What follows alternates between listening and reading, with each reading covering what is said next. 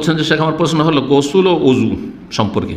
গোসলখানা toilet একসাথে, গোসল করার সময় উলঙ্গ হয়ে আগে পা ধোয়া ছাড়া উজুর নাই, উজু করে গোসল করে মানে পা ধুলেন না, বাকি উজুটা করলেন, গোসল করে পা ধুয়ে নিলে কি উজু হয়ে যাবে? হ্যাঁ, সুন্নতি উজু তো বা সুন্নতি গোসল তো এইরকমই যে আপনি পুরো উজুর অঙ্গগুলি কী করলেন, ধুইলেন, মাসা করলেন, পাটা বাকি রাখলেন, আর তারপরে গোসল করে নিলেন। গোসল টোসল করার পর শেষখানে পা ধুয়ে উঠে গেলেন, একটা তরিকা এটা। আর একটা তরিকা হচ্ছে যে হাদিসে এসেছে যে পুরো উজুটা পা ধোয়া পর্যন্ত করে নিলেন আর তারপরে গোসল করলেন, তারপরে গোসল করলেন।